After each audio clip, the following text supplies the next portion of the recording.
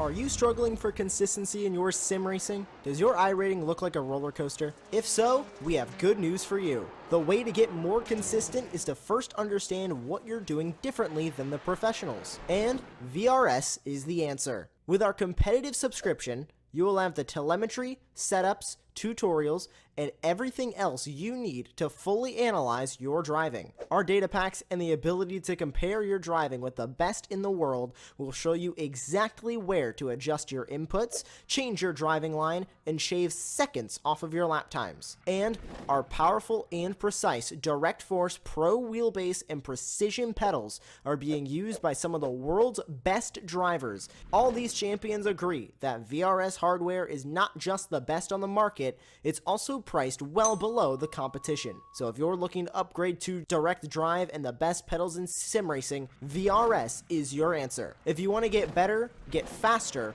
and make it happen sooner rather than later, you owe it to yourself to find out why so many people are switching to VRS. You'll be so glad that you did. Visit www.virtualracingschool.com and learn why the best use VRS.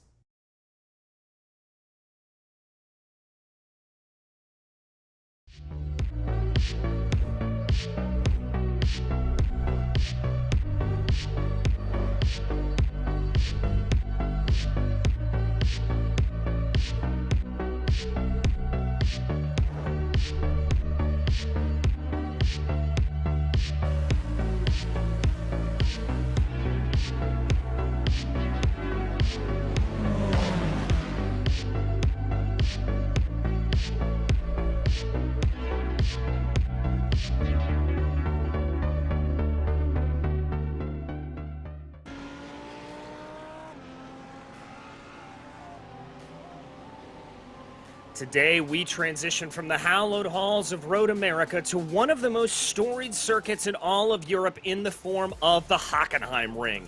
Since its addition onto the iRacing service a couple of seasons ago, this circuit has become a staple for both GT and open-wheel cars, and it's not hard to see why. Fast, flowing corners, tight technical sections, and plenty of places to overtake means that this is going to be yet another spectacular race for the Apex Racing League GT Trophy Series. Hello everyone, my name is DJ Clark, joined as always here in the booth by David Whitehouse. Jamie Fluke is our director and producer behind the scenes. And David, I know I love this track. It is always a delight to see cars out on it, and it is going to produce a great race for us here today. You are absolutely right, DJ. What a circuit the Hockenheim ring is. It's a circuit which everyone sort of trips across quite early on in their iRacing career, and it's just got a nice flow to it. It allows great racing, and the walls aren't too close together, so you're not gonna, if you do make a mistake, you can kind of get away with it. So that is always good news for some of the drivers. Yeah, indeed it is. As drivers, as you can see right now, head out in a massive gaggle for open qualifying. 10 minutes here for everybody to get themselves all sorted out. And as drivers are working their way through it now, let's walk you through this track, as there are a couple of places that are a little bit tricky. Turn 1 here, the north curve, very similar to Cops at Silverstone. Relatively flat out, maybe a little bit of brush braking, a little bit of a lift on the right throttle to be able to get that car put in the right direction. From there, it's a blast down to the Einfahrt Parabolica, or the Parabolica entry, a tricky right-left sequence that you need to absolutely maximize the exit of, because that leads all the way down onto the long Parabolica. This is going to be one of the premier overtaking opportunities. Turn 5 there, you can see that sweeping straightaway as it leads down. Watch for drivers to pop left and right as they then go down into the Spitzkehre, the tight right-hand hairpin that ends that long straightaway. Normally the inside line is preferred, but as things go down and you run down this mini straight into turn 7, flat out corner, we then set up for the Mercedes-Benz arena section. This is an area where we've seen a lot of overtaking, a lot of late dives down into turn 9, and they really work their way through there. Very tricky to get right, easy to spin the tires on exit. From there, it's flat out through turn 10, down another little mini straightaway until you go into one of the hardest corners on this circuit, the Mobile 1 curve. Very fast right-hander, but you've got to brake just right as that gravel trap on the outside is ready to get you. And then we come in to the Sachs curve. Massively banked corner through there, but not progressive banking, so really only a one-way street. From there on out into 13 and 14, it's a little bit of just feathering that throttle, making sure everything's right, setting yourself up for turn 15, and then into the south curve as well to be able to get a nice blast down the main straightaway and set a good lap here at the Hockenheim ring.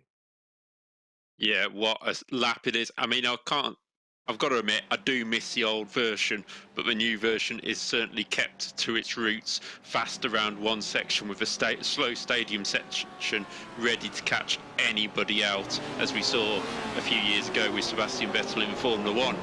But here is Tom Valentini, who's been running well throughout the season, coming through that section now. We've got the lap times starting to come in here at Hockenheim.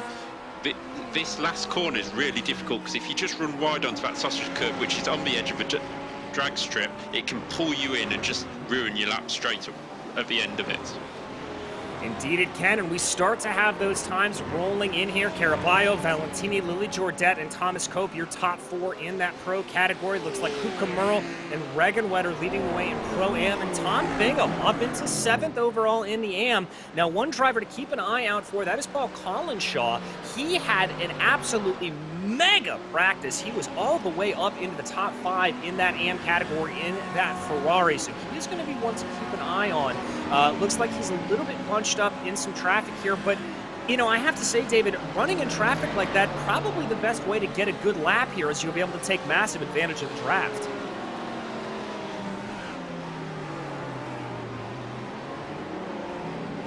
There we see Collinshaw working down there. I believe that is Cope directly in front of him. So a nice little working together. Everybody trying to see what they can do. Excuse me, that's Cope's teammate there around him as they continue to try to go a little bit close there for Collinshaw. That's going to be a big checkup on the brakes. Yes, it will be. Sorry, mic issues there, but yeah, the slipstream's massive around the first part of this lap, but the second part of the lap, if you're too close to that car in front, you're going to lose time in the final sector. And as you can see on the track map, the queue in the final sector is huge right now. Yeah, it certainly is, and it's all about getting that timing just right. We focus in here on Till Beam, currently the highest placed Audi up in the field. He and Lily Jordet, 4th and 5th in those Audis as he works his way out of that Mercedes Arena section. Again, the sausage curves, you mentioned it here earlier, David. Those sausage curves are absolutely mega. Yeah, you don't want to get riding on them at any point, but as you said, entering the stadium section, you got the gravel that can pull you in. At the inside of turn 1, the curb is quite vicious as well, so you want to sort of ride over top of it and have your inside wheels cut across the curb, but then you don't want to pick up the slowdown, as we see a very attacking pit lane by Till Beam there. And that will be something to watch. Drivers will have to make a pit stop over the course of this race. We normally see that fire off at about halfway through the race. So everybody here trying to go around as we focus right now on Hockenheim in that Ferrari, the 121 piloting his car through that little Mercedes Arena section. As we said, that's a good area for overtaking. We see a lot of drivers coming out of the Spitzkara side by side and then diving down in, and now he gets right on board into the Mobile 1 curve. There it is, such little runoff there on the outside. That gravel just begging for you to come out and get you. Yeah, it just wants to pull you in and make you ruin your lap. And across this chicane, you can just get it sideways. You've got to keep it straight into the final corner. A little lift there just to stop himself running too wide. Use all the exit curve there at Hockenheim. It comes across the line. Does he improve? He stays 10th, it looks like.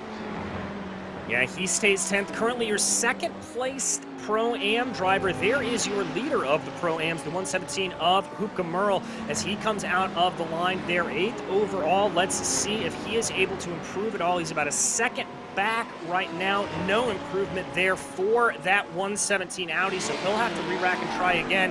And they don't have a whole lot of time here. They're starting to run out on qualifying as there are only about 2.5 or so minutes left. Yeah, you were mentioning Paul Collinshaw, but Paul's actually 5th in class at the moment and about 10 positions behind Tom Bingham, who's still hanging on in there. Just for viewers at home, the red little indicator next to the names, that is the pro drivers. Green is the Pro-Am, and the white indicators are the Am, as you can see at the top of the screen. And Caraballo, Hockenheim and Bingham all take the pole positions for their classes at this time. And that's not exactly a surprising order there. We've seen Tom Bingham really be able to dominate at different points over the course of the season. Moises Caraballo obviously has had himself a heck of a season, but a lot of good battles there. I am not seeing one of his primary protagonists here today, Christophe Herbino, so he will not be in there, but obviously with Valentini, Thomas Cope, Till Beam, those are all drivers that we would expect to be very, very good and very, very up towards the front of the field right now as we watch Thomas Cope working his way down through the Mobile 1 curve and into the Sachs curve.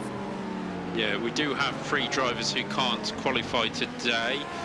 Greg Hubler is one of those. I'm just trying to remember where the others are. It is...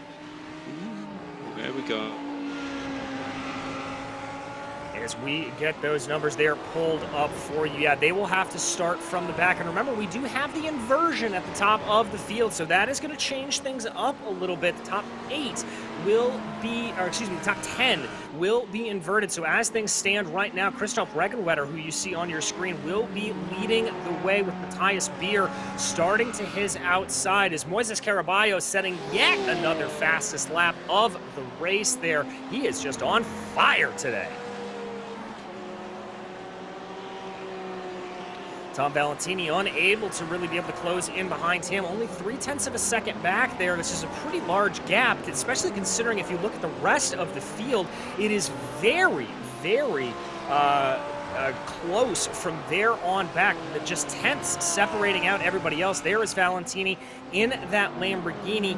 That Lambo and the BMW is definitely going to be strong through Sector 1, but watch out for the Ferrari here today. I think it may have some good runs. I think this is going to be a track that really equalizes all moments of balanced performance as our qualifying session comes to an end, and we get ready to go racing here at Hockenheim for the ARL GT Trophy. And there you can see your starting order. As we said, those top 10 inverted. So Matthias Beer going to be starting off in pole position. Arthur Hupgemerl outside of him. Kieran Smart and Tim Spesser behind them with Thomas Cope and Anders Lilly Jordet. Till Beam going to be lining up in 7th, followed by Lucas Lang with Tom Valentini and your fastest driver during qualifying, Moises Caraballo, in 10th place. From there on back, we start to get into the meat of the Pro-Am field with Christoph Regenvetter and Darren Adriansons there in 11th and 12th. Rene Hugenhout and Tommy Moljord with Tom McKell and Tom Bingham setting the pole for that AM category. Stuart Winnette, who had a great run out last time, will start off 17th, followed by Adam Gladden, Roland Schartner, and Patrick Eimer behind him. David Gill in the AM category will be 3rd overall in that class, with Mads Hausen and James Hall behind them. Mads Sire, Paul Collinshaw, Hendrik Lang, Russell Fowler behind them. Alex Fields will be in 29th, followed by Stefan Anderson in 30th. Our own Andy Thompson starting all the way back in 31st. It's going to be a tough day there for Andy to move his way forward with Adam Morrison, Colin Sampson. Christoph Herbino was able to put in he was there. I believe he was one of those drivers that did get an end-of-line penalty, potentially. Andrew Broom, Greg Hubler, Michael Ask, Fernando Torres, Eden Frisna, and Jensen Adriansons rounding out your 40-car field. Very quickly, we'll run you through the standings there. You can see Cope leading the way, but a very close battle between himself, Valentini, and Lang up for that top 3. Let's also check in on the Pro-Am standings in that. You have Winnette leading the way, but very close as well with Hubler and Hall also there. We're starting to see a little bit of a trend in those top 3 being very, very close. Bingham, Frisna, and Eimer also very close, even closer there at the top in AM. But we don't have time to go through standings because we are ready to go racing. And there is the jump. Matthias Beer getting a huge jump on the rest of the field. It is a positive gaggle of cars behind as everyone jockeys for position 2 wide. Somebody's off there in the back. I think that's Anders Lilly Jordet. Yeah, somebody going absolutely flying off towards the side. There's loads of cars off at turn 1, which we will get back to in a minute. But it is Matthias Beer leading the way. Oh, we've got cars off everywhere. And we're just waiting to see. There is Paul Collinshaw, who's managed to get through. He leads the AM category up 12 places, so that shows the chaos that has happened.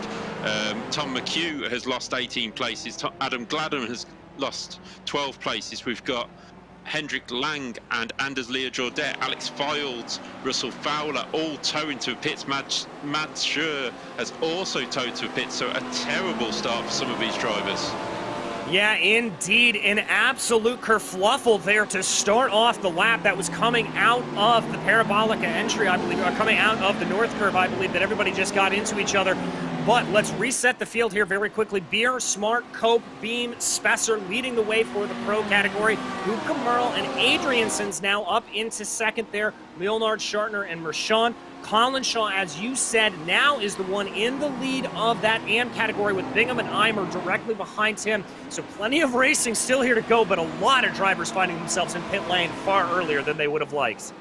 Yeah, it's surprising as well because that is one of the widest turns 1s we've had all season, and it seems to have caused absolute chaos. But Matthias Beer will lead lap 1 at his home circuit ahead of Kieran Smart, who we saw driving brilliantly last time out, and he is again ahead of Tom Cope, Till Beam, and Tim Spesser.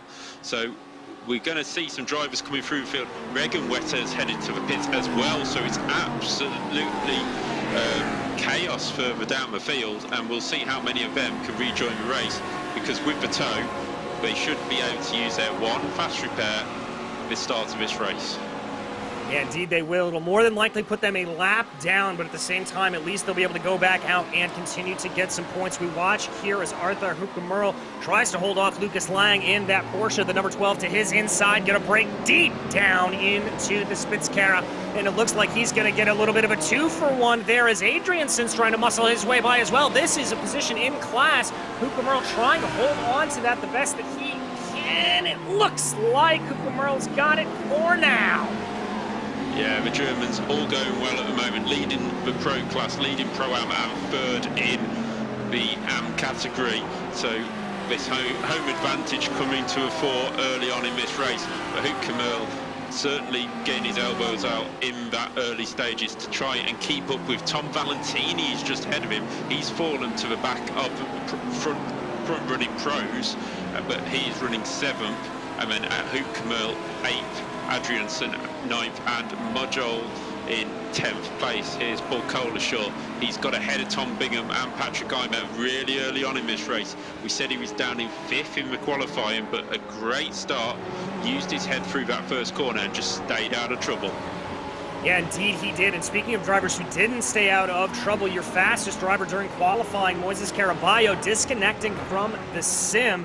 So that is going to put him back. We're going to go back and check out a replay here of exactly what happened. Now, that is Moises Caraballo. You can already see the damage to that car as everybody just had problems going through that first corner. And there you can see up ahead that massive calamity that happened to everybody, just really throwing everything off here. Oh, looks like what ended up happening there into the first corner was just a couple of drivers trying to go a little bit too hard, a little bit too deep, and that threw everything off, David.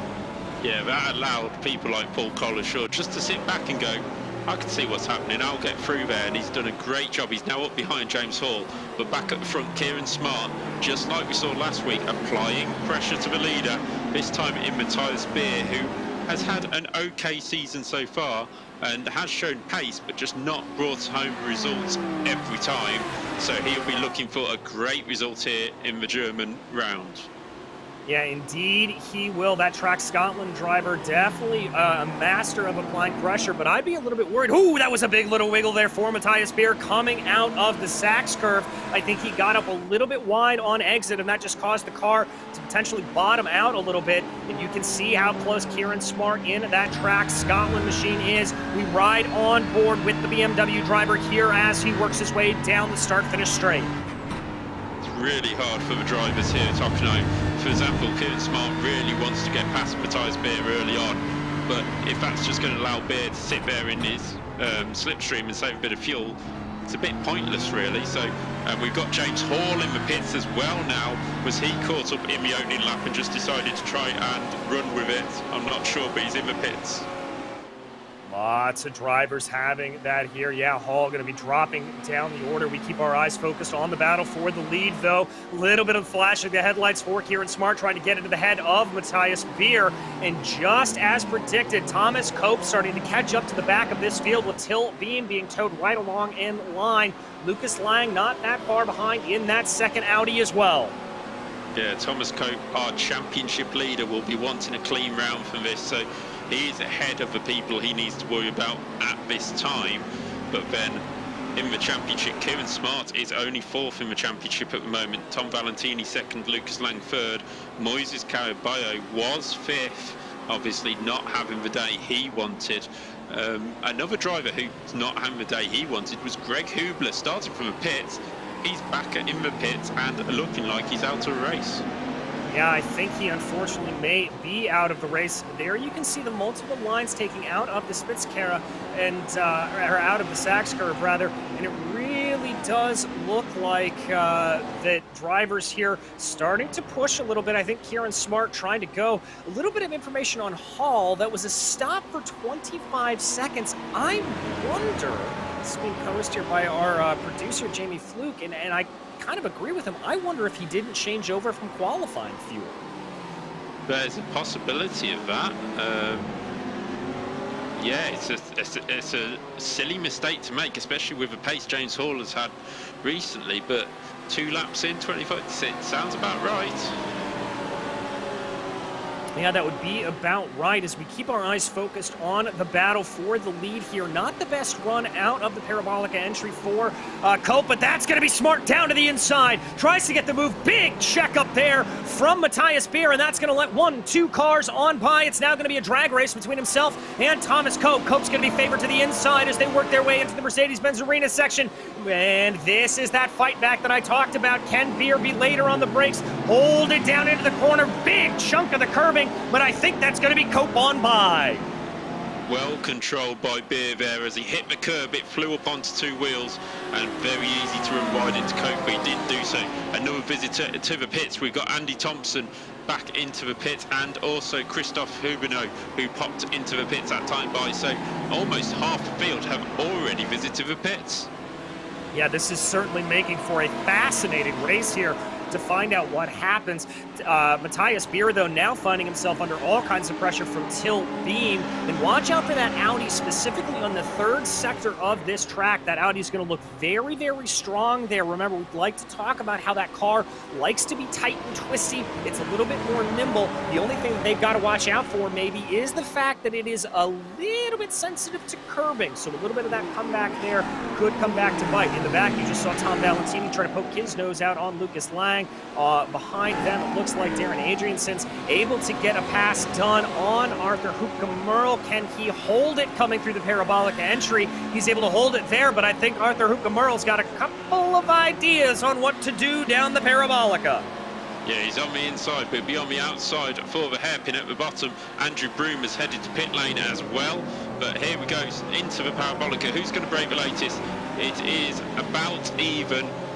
Adrianson will take the position and Morjord will be having a look as well. He has absolutely nothing to lose because I believe this is one of the first rounds he's been in this season. So it'll be interesting to see what the Norwegian wants to do. Back at the front we have Kieran Smart keeping under pressure from Thomas Cope, and then a string of 4 Germans chasing them down. Oh, and that's Smart going wide through the Mobil 1 curve. You and I have talked about it already. It's just there waiting to be able to hold on to try to catch in, and that's going to allow for Thomas Cope to catch up a little bit. Cope taking a little bit of a different line there coming out of the Sachs curve, trying to see if he can carry a little bit more speed. Lamborghini versus BMW here up at the front, and it's a little bit of deja vu all over again because we have seen these two battle quite a few times over the course of this season.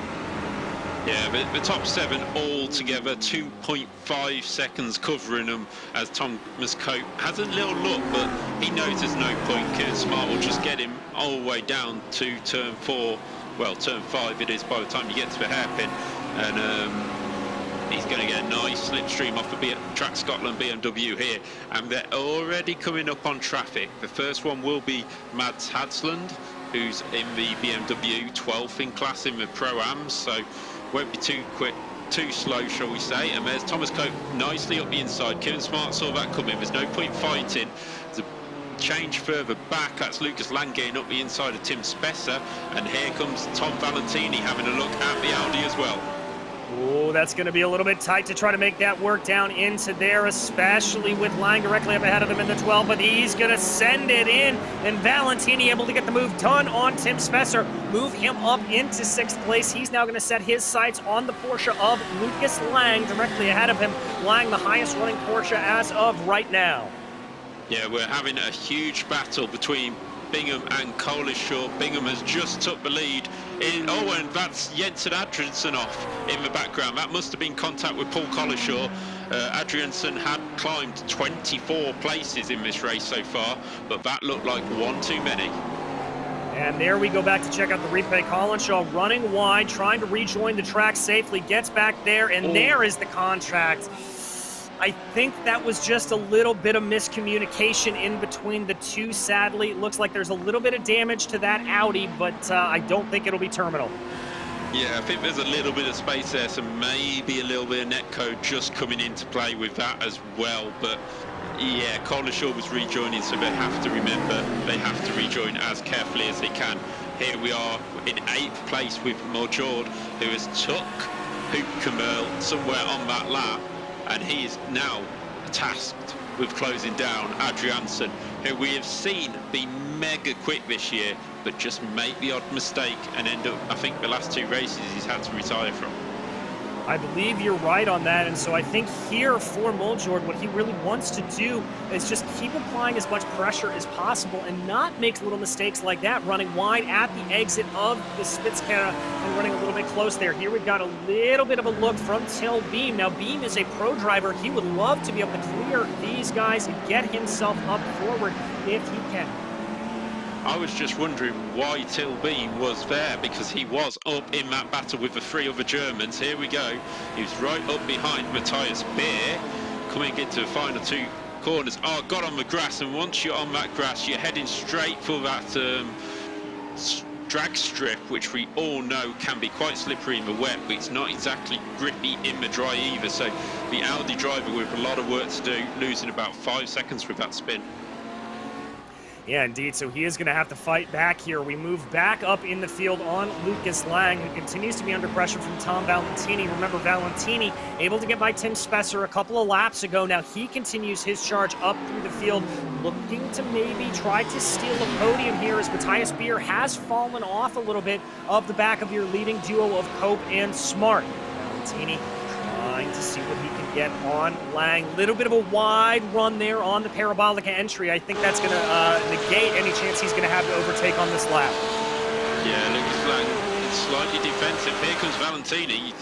Straight line speed is huge in that Lamborghini. He tries to go right around the outside. He's going to try and get the cutback on the Porsche driver, but not this time. So Lang holds on to 4th place, and Lang and Valentini were down in like 6th and 7th, and they've just slowly picked their way through, not trying to push too hard, and now see the gap between Beer and Smart growing, and will want to get that closed down. Looking further back in the field, we actually have Stuart Winnette, who was our winner in Pro-Am last time out, down in 17th, currently 6th overall.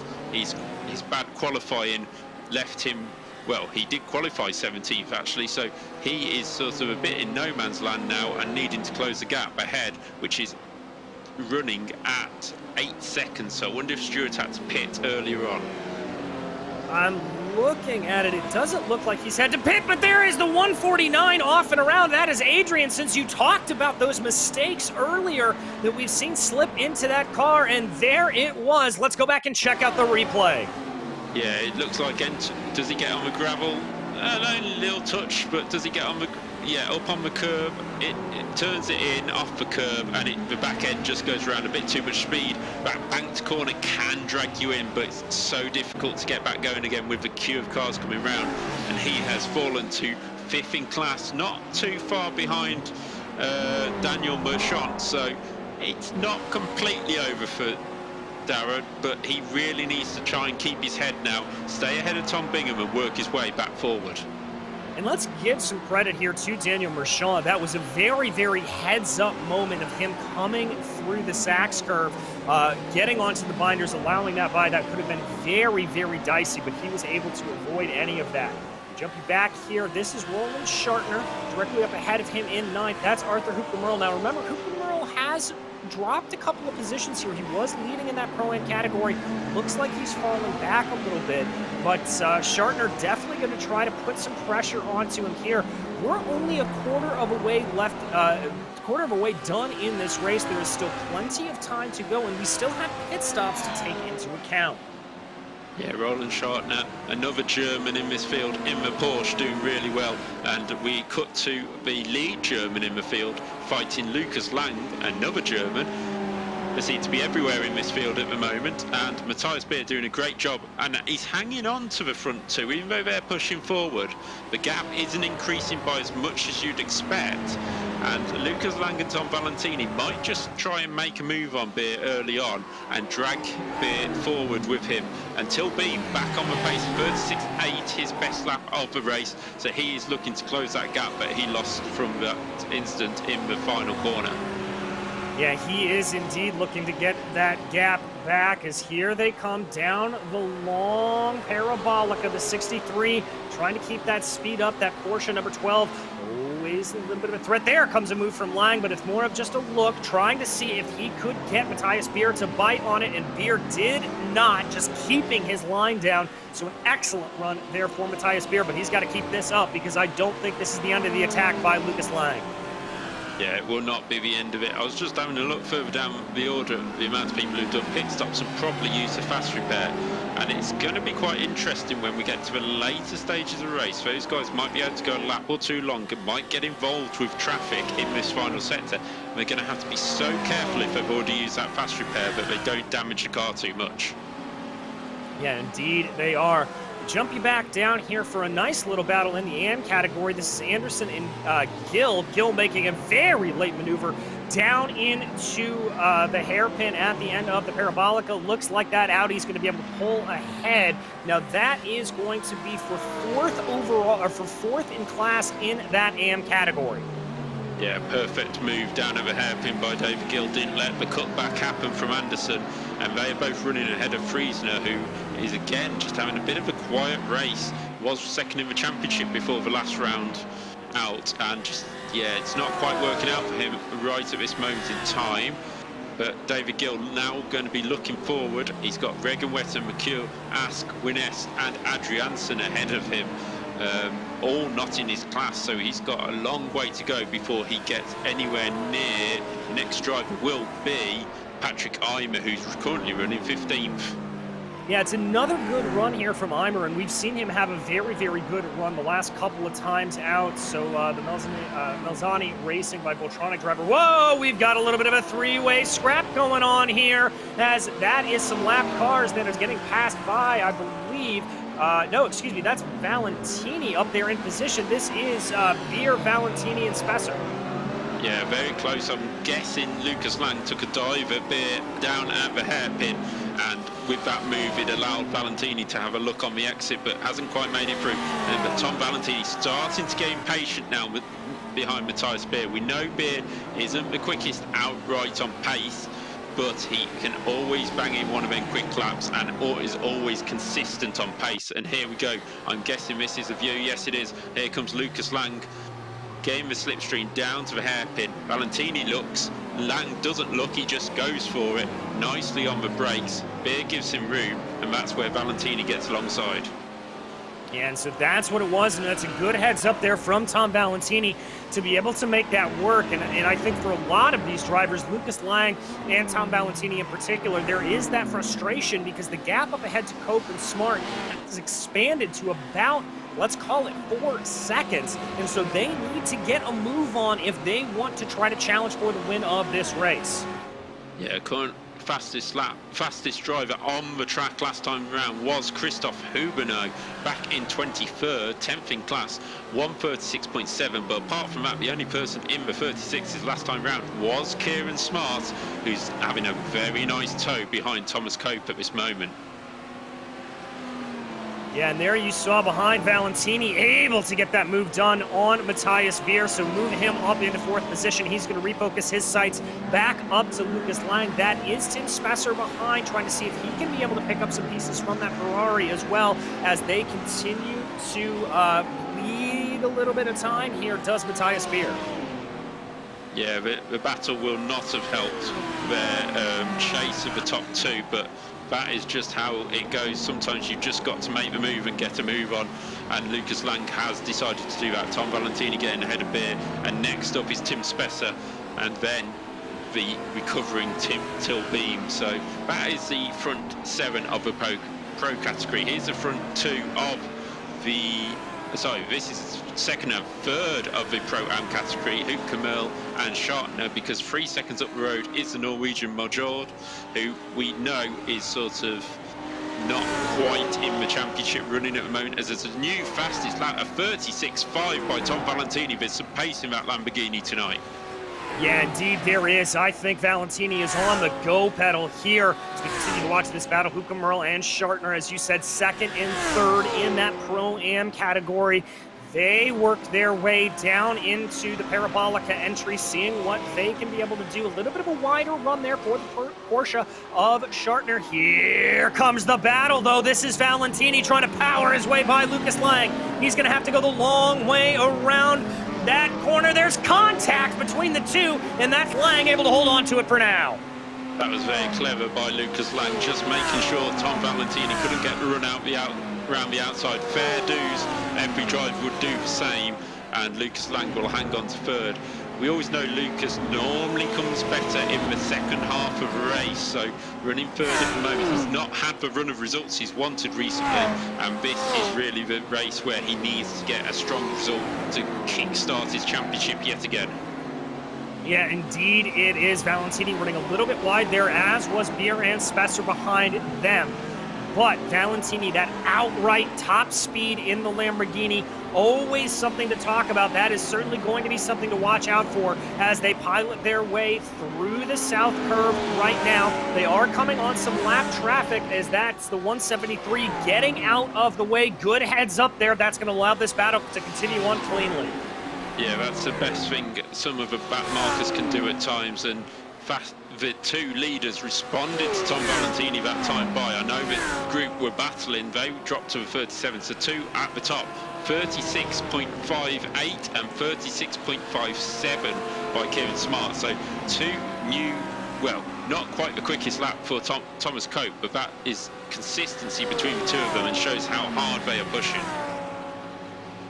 Yeah, they are absolutely going at it. They know what is coming behind. I think that fastest lap from Tom Valentini definitely lit a fire under Cope and Smart. And as Lang and Valentini continue to fight here for position, it's just going to allow for Cope and Smart to be able to pull away more and more and more and more. That gap up to about 4.2 seconds right now as we watch the Lamborghini defensive line there from Lucas Lang going down into the Mercedes-Benz Arena section. Trying to see if he can get a fight back as Tom Valentini, but it doesn't look like anything's doing here quite yet. It's not always the best of choices before pit stop to start fighting. Lang has decided he will, because Valentini is obviously one of the top in the championship, but the championship leader is out there in front at the moment, so maybe with the pace Valentini's got, Lang doesn't think he can match him, and that's why he's trying to hold him up at this stage of the race while he's got the chance to. Tom Bingham still leading the AM category from Collinshaw and Eimer, and no changes in Pro Am at this stage.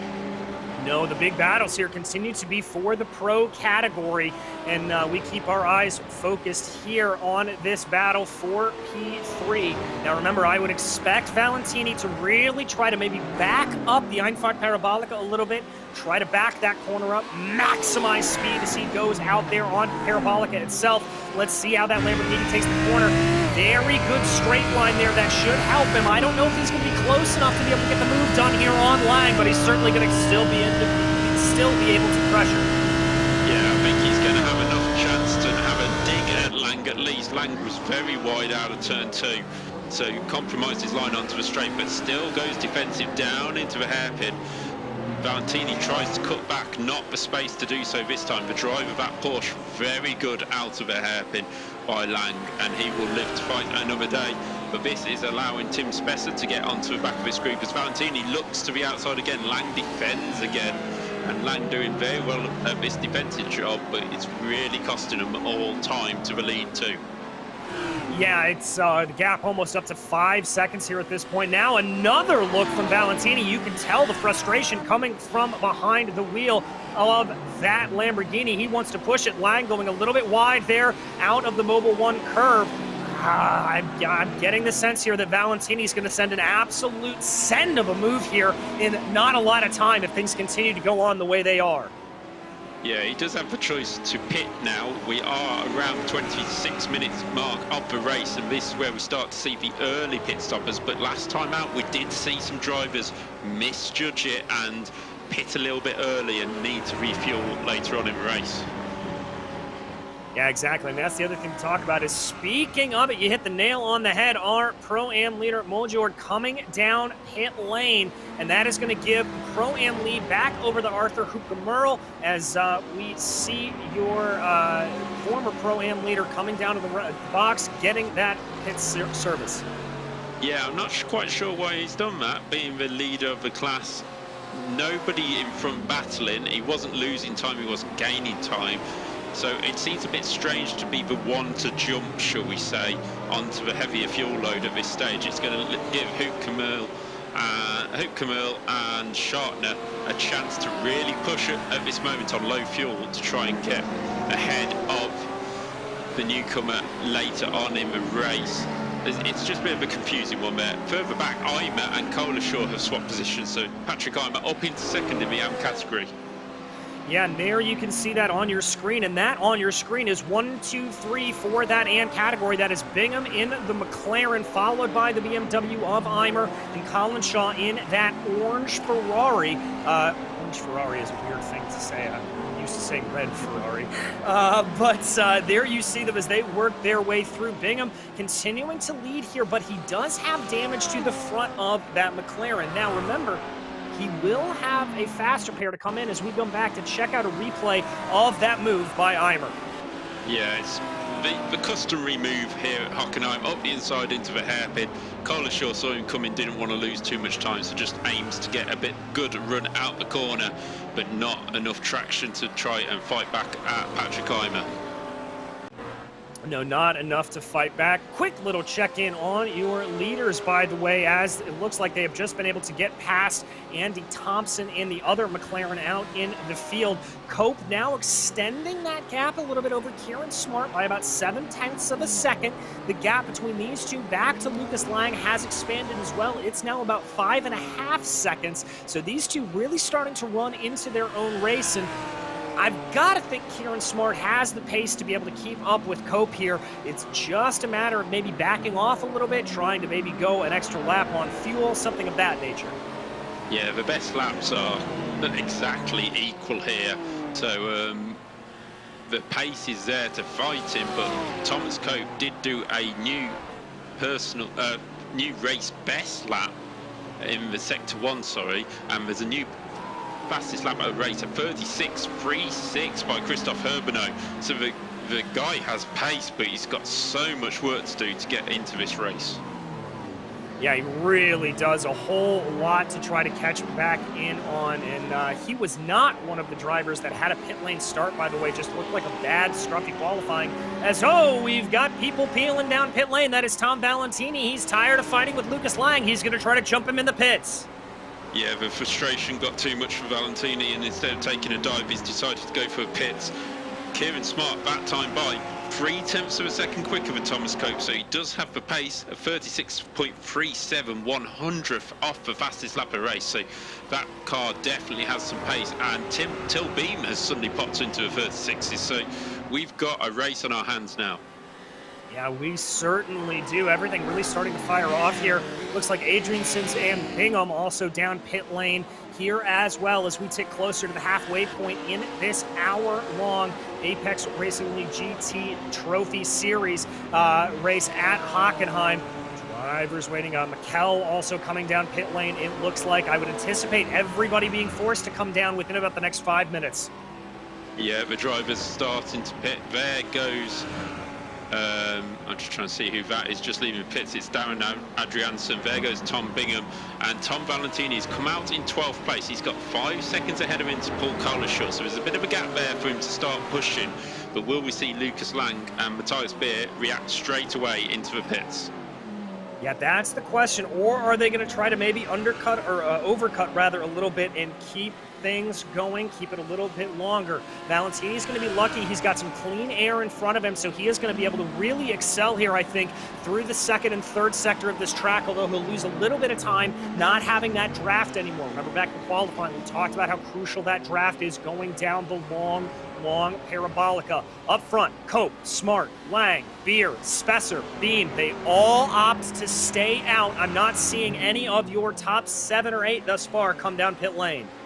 Until Beam, a 36.4 for his best lap of the race. He is charging that gap down. He was 5 seconds behind Lang. He's now probably about 4.5, so he's getting that gap down as quickly as he can, and he's shown some real pace. If only he hadn't made that mistake earlier on, he'd be clear in 3rd place at the moment.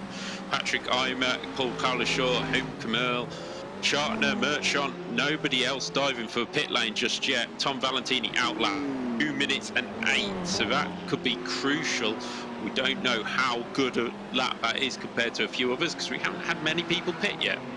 No, we really haven't, and he still has a big gap in front of him to the tune of about, let's call it 6.5 seconds between himself and Paul Collinshaw there, so definite time. Now Patrick Eimer, there you can actually see Valentini should be popping into shot right in the back of your screen right there, so that is the effective gap that he has got to be working on, and that is going to be very, very good for him. Again, that clean air that is going to help him out through the middle sectors of this race. Waiting to see if any of the other leaders are going to come in. Kieran Smart able to close down that gap to Thomas Cope. Cope's going to come down pit lane.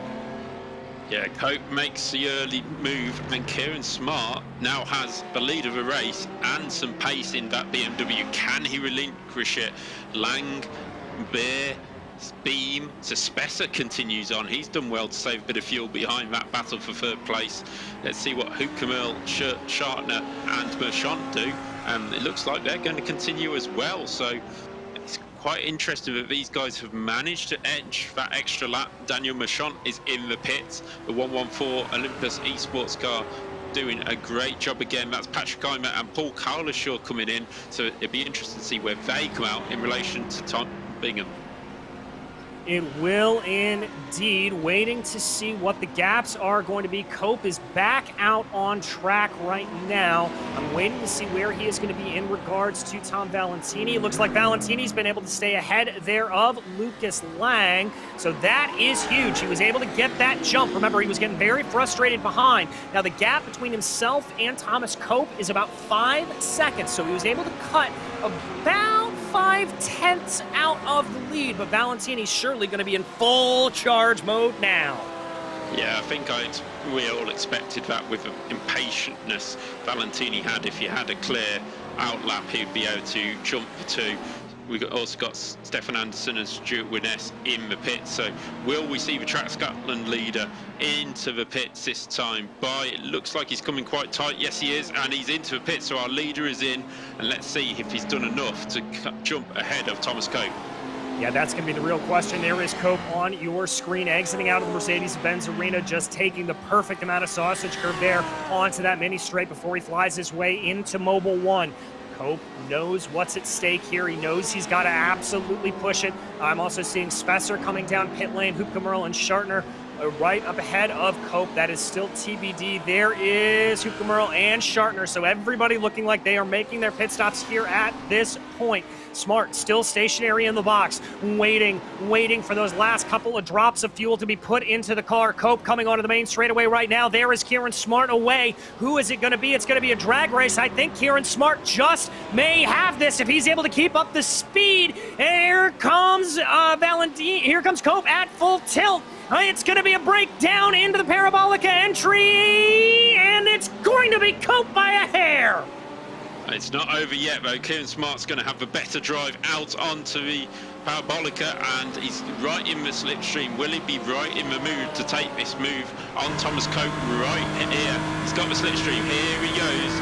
We're getting close to the rear of that Lamborghini, and he decides not to make the move. Interesting. Very interesting indeed. I would have thought he wanted to go for it. Now, they're going to have some lap traffic directly up ahead of them to deal with. And this is also crucial. That gap with Tom Valentini, down a half a second. It's down to 4.5. So they have got to be careful. They cannot spend too much time squabbling. Otherwise, that very, very fast Lamborghini will catch up to them quicker than you think. Yeah. I was expecting Kieran Smart to come out behind Cope by a bit more because his in-lap was half a second slower than Cope's was, but he did a great job with a pit stop. The Track Scotland crew did a great job there, and now it's whether he can really make that move, and that was probably one of his best runs onto the hairpin, so I'm quite surprised he didn't at least take a dive there.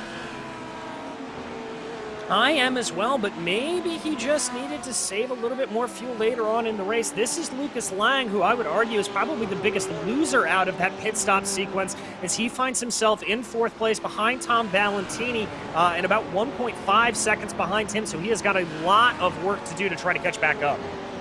Yeah, in Pro-Am, not much changed, but in Am, Patrick Eimer has jumped up into the lead of the Am category ahead of Tom Bingham and Collinshaw. So Patrick Eimer will be looking, and he's actually come out with a 4-second lead. So Tom Bingham may have got held up somewhere, but this is Patrick Eimer chasing down Jensen Adriansen, who is trying to work his way back through the field after a mistake earlier on.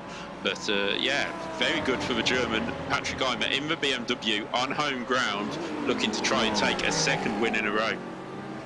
Yeah, indeed, and he's got a pretty healthy gap back to Bingham, as you said, about 3.7 seconds, so that's going to be good there for him. I think Eimer just came over the radio to Adrian Sins and said, I'm not looking to pass you, I just want to take a little bit of the draft here unless things get slowed down. So sportsmanship there and some good communication among the different classes. Yeah, Till Beam has just made a move on Tim Spencer for 6th place. So Till Beam, who made that mistake earlier on in the Audi, is really coming on strong and will be ruining that mistake because he could be up chasing down the leaders with Tom Valentini. And we've got that replay here of Till Beam making that move. I think this is going to be down to the Mercedes-Benz Arena section. There he goes, just forces his way down to the outside, which becomes the inside late braking move. Good stuff there for Till Beam. Yeah, lovely move down at the Mercedes. In the two Audis fighting over it, ironically, but back at the front, Kieran Smart has closed that gap back down. It had stretched to half a second. He's took another 3/10 out of Cope this time by. Smart looks the quicker driver right now, but Cope has the experience of running up the top. Kieran Smart, we saw it last time out, but it's not a regular thing, so let's see if Smart can just decide to take the move this time by. Let's see if he does. He's certainly tucked up behind here. Not looking like he's going to go for it. And interestingly, I'm looking at both of their pit stop comparisons. They were both about 21 seconds stationary in the box, so I don't think there's going to be any fuel-saving strategy necessarily there for Kieran Smart. I think he's probably just waiting to see what will happen once you take those high percentage moves. Yeah, it's a dangerous game to play that, though, especially with the championship leader just ahead of you, because Thomas Cope could just be cruising himself and pull the pin, so you just never know. But Tom Valentini is on his way as well. He took took a 10th out of Thomas Cope last time by, but he is closing that gap. It's less than 4 seconds now, and he is bringing Luke Slang kind of along with him, so you don't want to wait around too long, Kieran. No, he certainly doesn't. And, you know, the one thing that I kind of wonder, and this was a point made by our director and producer, Jamie Fluke, is it may be that Kieran just doesn't trust his clean air pace, that car may not be set up for clean air, and he's just kind of content to allow Cope to pull him along here at points to try to keep that gap as much as possible. The problem is with Valentini setting these laps, that was a personal best for him last time out, they continue to be caught. And so I've got to be a little bit concerned. I would not want this to be a 3-car fight. No, you wouldn't want it to be, as James Hall returns to the pits. I think he entered on the opening lap, so he gave us a pit stop. Christophe Herbeneau, who pitted on lap 4, so he will owe us another pit stop, is up into 8th place now, so his pace showing that he really could have been a contender in this race had it not been for the opening lap and the poor qualifying. But we're just having a look now at Tom Valentini, who's trying to close this gap down. It's down to 3.5. He's just chipping away as we have 20 minutes of this race to go. Yeah, indeed we do. Focusing back here, this is Daniel Merchant under a little bit of pressure from Darren Adriansen, and there's contact. That's Merchant around. He's able to whoa it back up, but that was just front to rear contact between Merchant and Adriansen. I think Adriansen's just misjudging the braking zone. Yeah, and it's not something I like to say, but it is Adriansen again involved after having a good run earlier on, making a slight mistake and then getting involved in other things. Is it just a lack of concentration here, or does he actually just lose a karma brake? No, he's just gone much deeper, nowhere to go, just runs into back. Fair play to him, waiting for the driver to rejoin, and it's just compounds the incident that Adriansen had earlier. Yeah, It does. Smart's had an issue here, I think. Yeah, I think it's something at turn 1 by the looks of it. Has he just took too much of the inside curb, ran wide and spun it round? He's lost about 7 seconds. Oh, he's on the grass on the entry. Oh, and that was the driver that we were pegging to be a potential winner of the race. He finds himself now all the way down in 4th place, having to gain that position back. He's under attack here from Matthias Beer now into that Ferrari, and he's got to try to gain back up to Lucas Lang. And that's why I said I think he should have gone for a move. He put the pressure on himself by going, I can make this move whenever I want to. When Cope pulled a little bit of a gap, he's pushed too hard, got on the grass, and around he goes. So that's what I can see anyway. So Kieran Smart now 8 seconds behind Thomas Cope. Chances of this win really gone out the window, and he really needs to push hard if he wants to get back on the podium. Yeah, he is going to have to be in full push mode right now to be able to get that car up ahead. And it's going to be a tough order to be able to go. Yeah, it's probably going to be a step too far, but can this man close the gap? Tom Valentini, he can now see Thomas Cope in his sights. It's 3.2 seconds, and that just eggs him on a little bit. It's 0.3 of a second closed on that lap alone. So it's going to be tight, but he just needs to keep pushing on. Well, and the thing here for Valentini is maybe now with Cope not having to worry about Smart behind him, he's able to focus a little bit more on pace. We'll have to see how that shakes out. It is going to be Lamborghini versus Lamborghini as they come down in your top 3 in that pro category. 2 Lamborghinis, as we said, and a Porsche, with the BMW of Smart now falling down the order into 4th. It could work the opposite for Cope as well. He may relax thinking, well, I've got a nice gap now, so I don't have to push so hard. But Tom Valentini's certainly going to make sure he pushes hard. And as I say, Lucas Lang not that far behind. So if Valentini gets there and starts fighting, I wouldn't be surprised to see the Porsche driver get involved. No, I certainly wouldn't be surprised either as we continue to watch Valentini. He's got the gap down to about 3 seconds as they go down through the Mercedes arena section. But he only has about 16 minutes left to go. Here's Matthias Beer, another one into the equation. He's still within about a second of Kieran Smart. He's been able to keep that pace up till being behind them and Tim Spesser. Everybody within striking distance if an error were to occur. Yeah, the top 3 last time round, all in the 36s, while the rest of the field pretty much in the 37s or higher. So the top 3 starting to stretch their legs, and plenty of time for them to try and battle it out for them podium positions, but really they want to do it by themselves and not bring Kieran Smart back into it. Yeah, exactly. You do not want to add any more drivers into this mix if you are able to avoid it. But Matthias Beer, a little bit wide there coming through the north curve, but he's able to keep everything together. We've seen good pace from Beer. It just doesn't seem like it's necessarily race-winning pace out of the 63. Yes, it doesn't quite sit him in. As I said before, Matthias Beer doesn't always have the outright pace, but he's very consistent and still very quick, and that's leaving him in 5th place. And I still think that's a pretty good result considering who's ahead of him in the race, but he'll be wanting that little bit higher. Here is Tommy Major in 8th place, really pushing on in that Lamborghini. He's got Hoop Kamerl and Shartner close, well, not too close behind, a couple of seconds back, and they will be looking to try and close this gap, but it's been a controlled drive by the Norwegian so far. Yeah, indeed it has, and this is, we believe, his first or second run here in the GT Trophy Series, so it's very, very impressive for the 37 to be able to put in these kind of times and be able to keep himself up in this category, keeping ahead of Hockenheim, who is no slouch. Here is another driver, Patrick Eimer. He currently leads the AM category, and he's got a couple of drivers in between himself and 2nd place, who is Tom Bingham. You actually saw Bingham flash through the back of your screen there.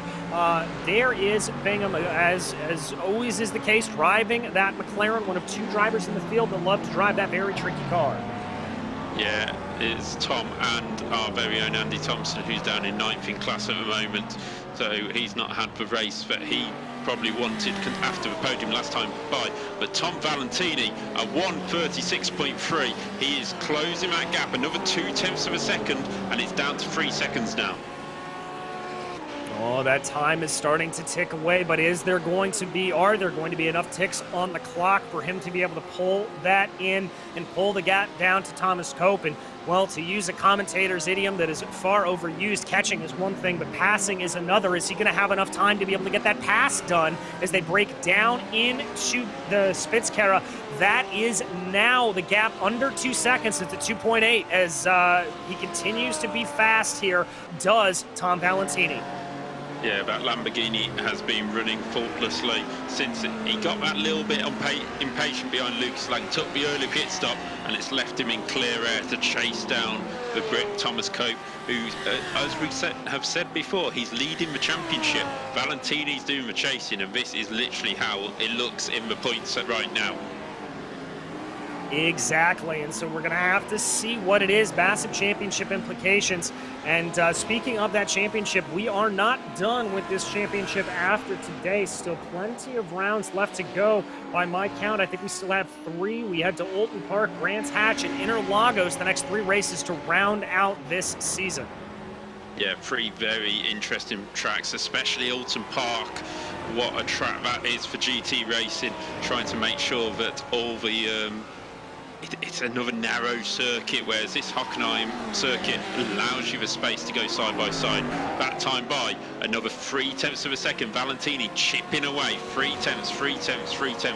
A little bit of traffic ahead of him. I think that's Stefan Andersson to try and get past this time by. Thomas Cope has done it. Let's hope that Valentini can do it cleanly as well. He'll want to do it before he gets to the stadium section.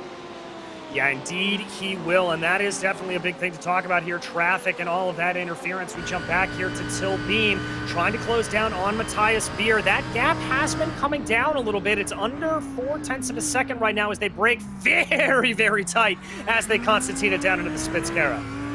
Yeah, I was just actually having a look at the order of the cars that are in. We got Dara Adriansen suddenly in the pit, so he has jumped to pit, so there's been an instant there for Dara Adriansen.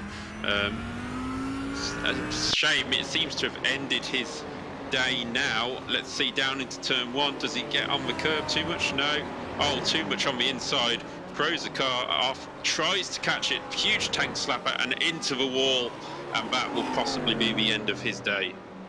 Yeah, that could be some definite suspension damage, the way that that car pancaked the wall like that. As we jump back to ride on board with the Audi of Till Beam, definitely making life a little bit difficult here for Matthias Beer. That gap very, very close, and this is the battle for top 5 in the pro category.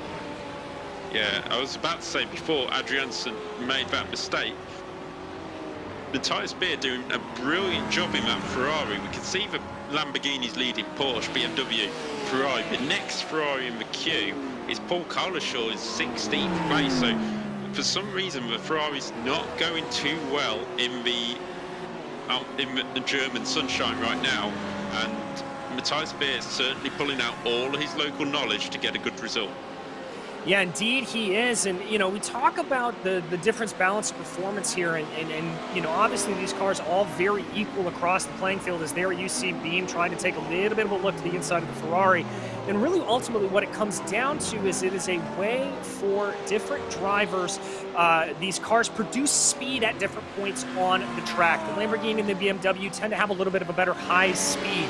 The Audi, for example, tends to be able to corner a little bit better, be a little bit more nimble. That Ferrari, a good all-around car, doesn't really have any strengths, doesn't really have any weaknesses. It's just a good planted machine.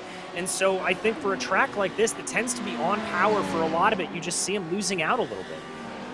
Yeah, he's just losing out a bit on the power, but certainly doing a good job overall to cut them out with the lap times he's doing so, and he's holding off Till Beam at this moment in time, but they are dropping back a little bit from Kieran Smart, who is not really closing on Lucas Lang at the moment, so it's a bit stationary, but out in front, 36.173 by Tom Valentini.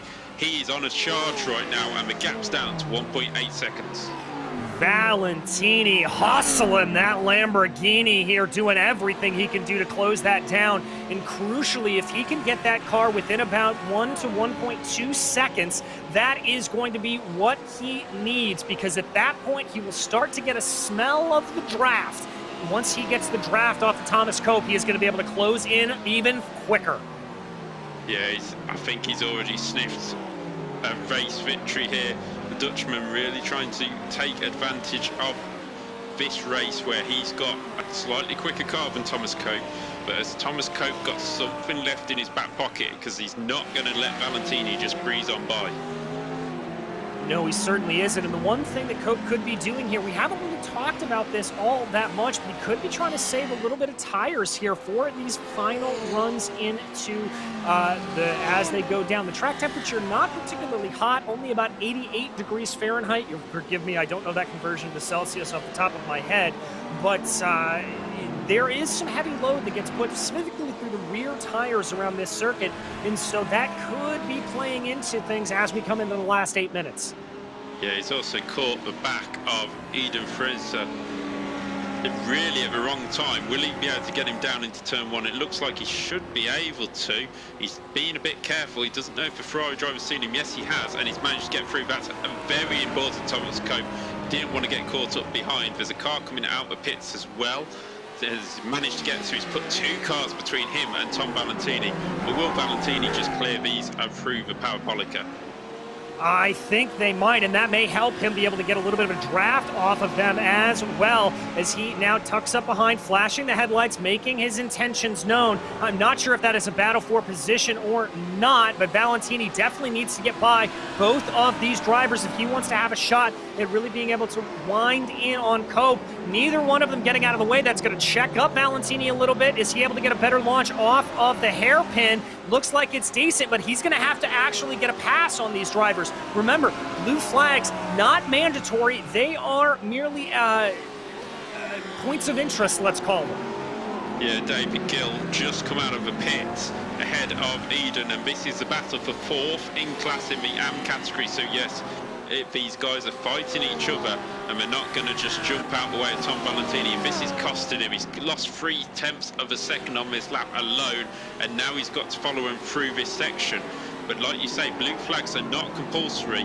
There he goes, sticks his nose up the inside and says, I'm coming through. You can have an accident if you turn in. And Eden looks very clearly, he's seen him coming.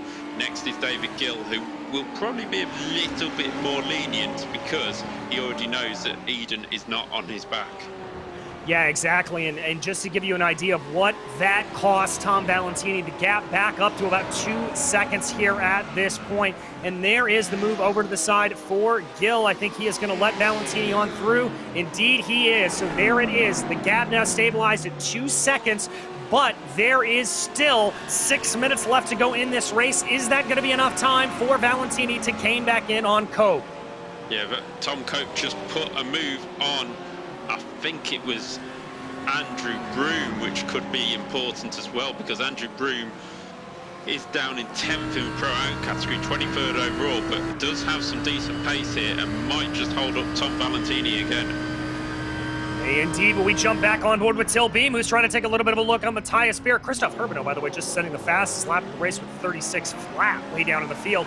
That's not going to be enough there for Till Beam to be able to get anything done, but he's certainly keeping the pressure up, trying to take that 5th place position away from Matthias Beer. Yeah, Herbino will definitely be kicking himself after his race as Till Beam looks to be inside of Beer. Oh, that's close in Mercedes Arena. They're side-by-siders ahead out of it, and Beer will hold on, but Beam will tuck back underneath and won't get run into the stadium section. But there's a nice try by the Audi driver. Herbino really will be kicking himself about qualifying and not starting further up the grid, because he has had tremendous pace. That's a 36.0. Nobody anywhere close to that apart from Tom Valentini with his 36.1. So that is a tremendous pace by the Lamborghini driver. Yeah, it is indeed. As there on that last lap, it looks like Valentini was able to take about 0.2 of a second out of Cope. He's got the gap down to about 1.6, 1.7 seconds, but there are only 4 minutes to go. I believe 2, maybe 3 laps to go at the line. I wasn't sure where your leader Thomas Cope crossed, but we're going to keep our eyes right here on Till Beam, as he's going to be setting himself up for a run down the Parabolica on Matthias Beer. Yeah, Till Beam should get a run this time. Oh, he's a bit squirrely out of 2, left him a bit tight in 3, but we know that Audi has good straight line speed behind the Ferrari. He's got the slipstream and he's heading down towards the braking area. Another 36.0 in by Herbino. He's absolutely flying right now. Beer goes to the inside to defend this time by, and Beam has to hold on and won't get the exit he needs to get past the Ferrari driver. Not able to do it here quite yet. He's going to keep trying. We've got a little bit of side-by-side. That's Lucas Lang and Kieran Smart. Remember, Smart trying to recover from that incident he had earlier on. He is trying to claw his way back up onto the podium, and he's got a decent shot here on the number 12. Yeah, Lucas Lang must have made a mistake down at the hairpin. He's come up saying that he had crashed, but obviously not fully because he's still there on the circuit, but he lost about 2-3 seconds to Kieran Smart. And now it's a real... Oh, that's Valentini! That's Valentini around! Sorry, oh, Valentini. my goodness! My goodness gracious, Tom Valentini throwing it away at the end. It was second, closing down on Thomas Cope. Let's go back and check out the replay. Was this a problem with lap traffic?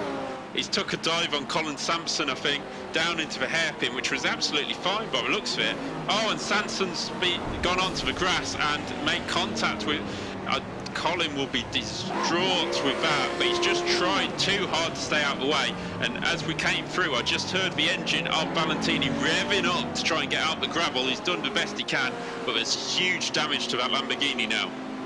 There is indeed. Oh my goodness, and look, that's even broken up the fight a little bit, as this is going to be him and Till Beam now scrapping it out for fifth place. Matthias Beer able to hold on to fourth. This is now your closest battle. Lang and Smart also going at it, everything firing off here. Yeah, there is Lang and Smart side by side out of a hairpin. Smart on the outside, so trying to go for a second place in a row here, the Scotsman. He's gone up the inside of a German, and they're still side by side. Lang hanging it around the outside and have the inside for the exit. Has the inside for the exit. Is there going to be a little bit more power there for Kieran Smart? He's got a nose ahead. He's going to try to sweep around the outside of the Mobil 1 curve, but that's a hard thing to do. Oh, he makes it work. They're going to be side by side going down into the Spitzkehre. Who's going to be able to hold this out? It looks like Lucas Lang has the momentum around the outside. I'm amazed they haven't touched yet. They're still side by side. Yeah, and Lucas Lang and Kieran Smart putting on a show for Matthias Beer, who's trying to close the gap up. That's Lang backing up Kieran Smart in the final corner to say, no, you're not coming through, this is mine. Valentini on the gravel on the outside of the final corner as he tries to get past Till Beam. He will be fuming about that. He will indeed, and white flag in the air, so it is now or never time for Kieran Smart if he wants to be able to take away that second place position from Lucas Lang. Lang a little bit wide of a run there coming out of the Parabolica entry, but that may help him with some overall speed. There you can see immediately weaving, trying to break that draft. Kieran Smart wise to it. He's going to be able to keep in behind. Here it's the power of the BMW versus the Porsche. Who is going to have it? Here comes the draft coming into play. Smart out to the outside as Lang goes defensive. That's going to be Smart trying to dive onto it, looking for the crossover. I'm not sure if that's going to be enough for him, and indeed Lang's going to be able to hold out coming out of the Spitzkehre. And Matthias Beer is rubbing his hands together saying, keep fighting boys, I'm coming. It might be a lap too late though for Matthias Beer. Kieran Smart needs to keep his head here. He's got a couple of more chances to get Lang, but doesn't want to throw away a decent podium here for the Track Scotland car. He's sitting fourth in the points and he's ran wide there. For me, that would be saying to Kieran Smart, back off, let's just take the podium, because a third place to back up your second last time out will be brilliant. Meanwhile, up front, Thomas Cope has 0 corners left to go, pulls out onto the start-finish straightaway, and the Olympus Esports driver will take victory here at Hockenheim. A great drive for him. Behind him, it looks like Lucas Lang will be able to hold out over Kieran Smart. Smart flashing the headlights there. That is going to be 2 and 3 on your screen, and Matthias Beer able to hold out into a great position. Till Beam just able to keep it out over Tom Valentini, who has got to be distraught at the end of this race. Yeah, he must be distraught. And here's Tommy Majord coming across the line to take victory in the Pro-Am category. Doesn't make a huge difference to the championship in the end. Jensen Adriansen trying to nick a point at the end, and Hoop Kamil comes in second from Schartner, and Daniel Merchant will come across the line in 13th and 4th in class as Patrick Eimer takes a second victory in a row in the AM category, ahead of Tom Bingham and Paul Collinshaw, who we saw have that tremendous pace in practice, may be a little bit disappointed with third in the class. He may be, but that's still a great position there for him. Bingham continuing his run of good pace, and he was really starting to close in. I think if that race had gone on another 15 minutes, we may have seen Bingham been able to close it down. Waiting for the last couple of drivers here to cross over the line. Hockenheim, Ask, Hall, Broom. Hall actually down pit lane. I wonder if he had a problem going in. This is David Gill, one of the drivers that we were following earlier. He is done. Andrew Broom crosses the line. I believe that is the last of the finishers here. Yeah, everybody has now crossed the line, so we should be able to get a classified result, or should I say provisional result, at this moment in time. Obviously post-race penalties or any appeals will go in later on, but I can't think of many from that race apart from a very disappointed Tom Valentini maybe, but we'll just have to see. But as you say, a great drive by Thomas Cope this time to take victory here at the German Hockenheim circuit, ahead of the home favourite Lucas Lang, Kieran Smart, Matthias Beer, Till Beam. So the Germans having 3 Germans in the top 5 of the pro category. Yeah, indeed, a fantastic result there for them as we run you through that final finishing order. As we said, those top 5 there in the pro, and overall, it was Moljord able to take his first victory in the Pro-Am, with Arthur Hupke-Merle and Roland Schartner rounding out the top 3 in Pro-Am. Eimer, Bingham, and Collinshaw running line astern there at the end. So, hoy, a fantastic race. Hockenheim putting up some great stuff for us, and we are lucky enough to be joined by some of our drivers, including our race winner, Thomas Cope. Thomas, talk me through that one. You were under some immense pressure really throughout that entire race from Kieran Smart and then later from Valentini as it closed down. How did you manage to just keep it all calm, cool, and collected? Honestly, I don't even know how I kept it so calm. I'm in pain as well, so calm and pain after that race. Obviously, Valentine had some really good pace. Unfortunately, obviously, I've not seen what's happened yet, but I'm sure I'm going to have a look and see what happened after. And also the start. There was a couple of guys who got taken out in that start of the race incident who had some really good pace. Well, I mean, you qualified a little bit farther down in 5th, I believe, if my stats are right. Going from there, I mean, starting on the day, did you think a win was on the cards? Were you in attack mode, or were you in a little bit of a let's just wait and see how this pans out? To be completely honest, the start of the day started in the hospital for me. I didn't even know if I was going to make it for the race. Unfortunately, I fractured my ankle playing ice hockey this weekend. So I didn't even realize I was going to make it for the race today. But yeah, I started a bit down, P5, I think I was, just struggling in pace as usually in qualifying, because I don't know how those guys get some really good qualifying laps. And then, yeah, a bit of luck at the start of the race there. Yeah, I'm sorry, I'm speechless. I can't believe you just were able to drive that race with a broken ankle. Tell me your secrets, my friend. I just quickly, we head to a little bit of a different track next in Alton Park. Hopefully, you're feeling a little bit better by then, but a little bit tighter, a little narrower. How do you like your chances there? I'm kind of fancying my chances. We've done a lot of league racing at Alton Park. And Brands Hatch, which are the next 2 rounds in very recent terms. So I'm hoping for some really good racing there and some good laps and good pace. Well, we're hoping for it the same. But as for today, is there anybody you would like to thank for this victory? Yeah, friends, family, the guys in the background who are in my ear from the Discord, Team Olympus, Team Oblivion, who have helped out here. The doctors for strapping my foot up this morning and giving me some very heavy painkillers to help numb the pain. And you guys for the amazing broadcast and the league for the series, as always. Well, we are more than happy to do it. Thomas, take a load off. I hope your ankles feels better, and congratulations again, man. Thank you, guys. Well, that was your winner, Thomas Cope. And David, we've got a whole plethora of drivers waiting to talk to us. Who's next up on the list? Yeah, we seem to have a lot of drivers in the interview rating room, but I have picked Lucas Lang to talk to next. Lucas, your home circuit for this year's calendar and a great result after a couple of sort of quieter races for you. Yeah, it was a great race. A lot of fun. Got lucky this time, so I won't complain. So basically, Tom was actually gone, and then somehow he ended up in a crash, I think. So I got the position from him, but therefore I was unlucky the last two. No, in Barbara I had not much luck, and also in Daytona. So some luck now. Yeah, certainly some luck with that result, but the rest of the time you were driving well to look at a podium, and you had to hold off Tom for a very long time before pit stops. Was there anything that you thought you could have done better around that time? Because obviously he did jump you, or did he just have the pace?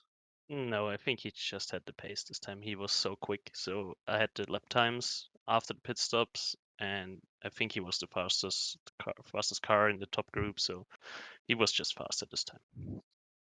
And I've got to ask you, this is sort of a question that's come up just from the last interview. Are you amazed that Tom was even racing with a broken ankle tonight? We didn't know that. Yeah, So, he's just told us that this morning he was in hospital because he fractured an ankle at the weekend. oh, this okay. This is okay. This is hard. This is amazing actually, and this is some real commitment. So was it Thomas or Tom? Thomas Cope. Thomas Cope. So yeah, okay. So then he even more deserved to win today. Yeah, I think there's some very good painkillers somewhere in Yeah, Thomas somewhere. But we're looking towards the next few rounds. We've got a tight, twisty Alton Park and Brands Hatch coming up. Do you think that will suit the Porsche a little bit more? I actually don't know for Alton Park because I've never driven the Porsche there, but these are two amazing tracks. I'm really looking forward to them. Actually, I look more forward to Alton Park because I think it's an amazing circuit. It's just so much fun. So yeah, hopefully we'll have a good race there. Yeah. Yeah, and this result has kick-started your championships again after a couple of sort of off rounds. So before we let you go, is there anybody you want to give a shout out to? Yes. First of all, I want to thank you, so the whole Apex Racing League team. I forgot this last time in interview. I'm very sorry for this. So you guys are first today, definitely. Secondly, my family, and thirdly, my team. So yeah, so these are the Okay, Lucas, thank you very much, and we will see you next time out. Thank you very much. Have a great evening. So that was Lucas Lang, who finished second here today, and DJ may have somebody else waiting. I do indeed. I have our amateur winner here today, Patrick Eimer. Patrick, I guess first and foremost, you started a little bit farther back in the field, so you were witness to a little bit of the carnage that happened. Were you able to avoid a lot of that, or did you get gathered up in it? Yes, I was on P19, I think, or 20 on the start. Then I see a big pile up in front of me and goes straight over the outside. And then when I come back to the racing line, I hit a Ferrari, and this caused another big crash behind me. Then Tom and Paul was in front of me, and they could open a bit of a gap. And I was nervous that they are at so much pace, but in the middle of the race I can close the gap and overtake Paul. And when Tom goes to the pits, I had 2 or 3 clean laps, put my head down, and after the fuel stop, I had a 5-second gap on him. And then I was a little bit short on fuel, so I had to lift and coast the last 4 or 5 laps. And Tom found massive speed there, and yeah, at the end I had 0.4 liters left when I go to start and finish line. And luckily it worked out. It barely worked out for you. And so was that the plan all along? I mean, to be running a little bit on a lighter fuel load, or did that just kind of have to be adaptive as the session went along? No, I thought it would be enough. So, but I had a 1 liter more would be better, I think. Then I could push the rest of the race. Well, next time out, we head off of your home soil and we go over to some of your title rivals' home soil in the form of Oulton Park. How do you like the circuit? How do you like driving it around there? And how do you think the BMW is going to take to it? I think I like the track very much because this up and down and stuff like that is, I think, more of suiting my driving style. I really don't like Hockenheim. So I'm looking forward to this week, to the next week. Well, we're looking forward to it as well, Patrick. But on the day of victory on home soil, that has got to feel great. Is there anybody you'd like to thank? Yeah, I had our sponsor Voltronic, Pantier, Vogtländer, and of course all of my teammates. Without them, I can't do this. Well, thank you so much, Patrick. That was Patrick Eimer, your AM victor here today. And David, I think we've got time for one more interview, and it looks like it's Tom Bingham. Yeah, it will be Tom. The interview waiting area certainly emptied out all of a sudden. Nobody wanted to talk to us. Tom, a great result there for you. Second place after a couple of tough rounds it's been. Yeah, I don't know well, it's just racing, isn't it? I've had a bit of good luck in the beginning, some bad luck, and now hopefully the luck's coming back again. So, but I did get involved in the incident in lap 1, which is a bit of a shame. But luckily I didn't get meatballed and my steering was straight, so it was the car still was still quite competitive, luckily. Yeah, Patrick's got 2 on the trot now, so you've really got to try and stop the run of the German. But you had a good battle with Paul Collinshaw. He showed some very strong pace in practice. Yeah, Paul was very, very quick. I don't know if he had just a lucky toe lap in practice, but I was definitely worried, thinking, oh god, he's going to be miles in front. But yeah, no, I think the Ferrari just seemed to die off a little bit, and I managed to pull away and pull away and pull away as the race went on. And I was starting to catch Patrick, which is a bit of a shame. I needed one more lap. That would have been a really good race then. So it's still good for the championship though, and you're still right in the battle. So Oulton Park coming up. I mean, we know the McLaren isn't the most, shall we say, compliant car on the grid anyway. How are you feeling about Oulton Park brands, and obviously in the end Interlagos? Oulton, I don't know very well, but I've got a coaching session with a friend of mine coming up, so hopefully he'll be able to show me some stuff around there, so that should be good. Interlagos, I love that track, so and I think the McLaren might be quite strong there, because even though it's rear-wheel drive mid-engine, it does have good pull out of sort of the lower speed corners. So fingers crossed, we'll see what happens, but hopefully for a good result. And obviously, before we let you go, is there anybody you want to give a shout out to? I'd like to give a shout out to Patrick, obviously, for the win. So congratulations to him. Shout out to all the Performance Link guys, my wife for putting up my sim racing, and obviously all you boys at Apex for doing such a great job. Thank you, Tom, and we will see you next time out. Cheers, guys. Thanks. So that was Tom Bingham, second in the AM category here today, and really in that championship fight with Patrick Eimer for the title. Indeed, they are. And we've only got those 3 rounds left. As we said, the next round will be at Oulton Park. And so you are not going to want to miss that. That is going to be some absolutely fantastic action. But before we go here today, we would like to thank our sponsors for this Apex Racing League GT Trophy Series, including the Apex Racing Academy, SDK Gaming. If you like the overlays that you were able to see here today, check out SDK Gaming to be able to use those both for broadcast and for your own personal use, as well as the Virtual Racing School. If you want to get faster, there are a few better ways to do so than using Virtual Racing School and all of their technology to do so. Once again, my name is DJ Clark, and on behalf of David Whitehouse here in the booth with me, as well as our director and producer, Jamie Fluke, we would like to thank you for joining us here today at the Hockenheim Ring. And until we see you on the track, thanks for watching.